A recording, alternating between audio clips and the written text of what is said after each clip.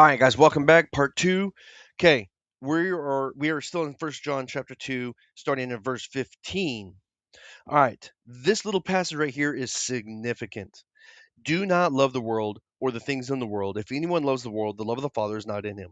For all that is in the world, the desires of the flesh and the desires of the eyes and pride and possessions, is not from the Father, but is from the world. And the world is passing away along with its desires, but whoever does the will of God abides forever.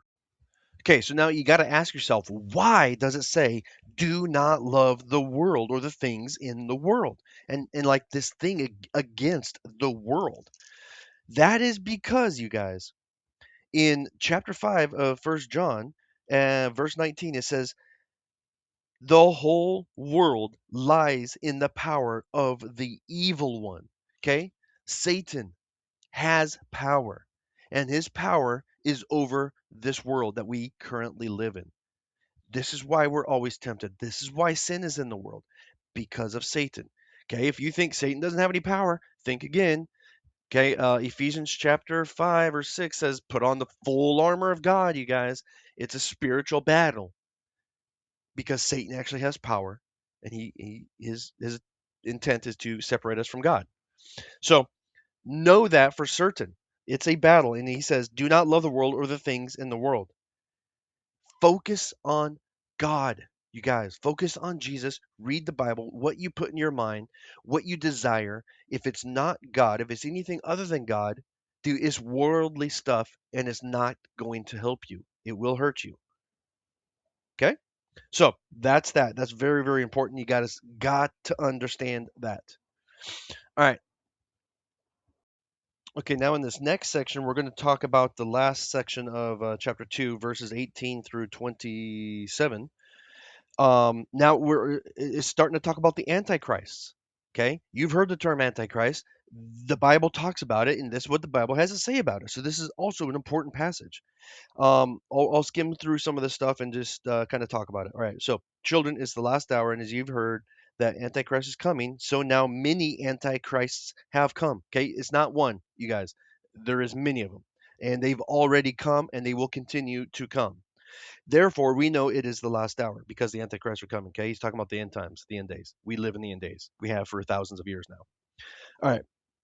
Now, verse 19 is pretty significant. They went out from us, but they were not of us, for if they had been of us, they would have continued with us. But they went out that it might become plain that they all are not of us. Okay. So they are going to start out as a member in your church, in your community, someone that you look upon and trust and that you know at probably an intimate level, perhaps. Okay. So they're definitely coming from inside of your church and they gain trust and they gain respect. And then their message comes out, their message comes clear. They're an antichrist type message. All right. So, what kind of message is that, you might be wondering? Great. Let's keep reading. Verse 20, but you have been anointed by the Holy One, and you all have knowledge. That means you can understand and you can decide, is this an antichrist? Is this from God, in other words, or is this not from God? Okay. I write to you not because you do not know the truth, but because you know it, and because no lie is of the truth. Okay, verse 22. Who is the liar but he who denies that Jesus is the Christ?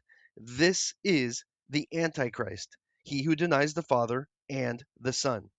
Okay? So the Antichrist is somebody who denies Jesus, denies God. No one who denies the Son has the Father. So that person in your church who's denying the deity of Jesus does not have salvation. They are not going to heaven. They are trying to drag you away from Jesus. That is Satan's goal. And that person was affected by Satan, planted there by Satan, and his own will, obviously, to take you away from God. All right.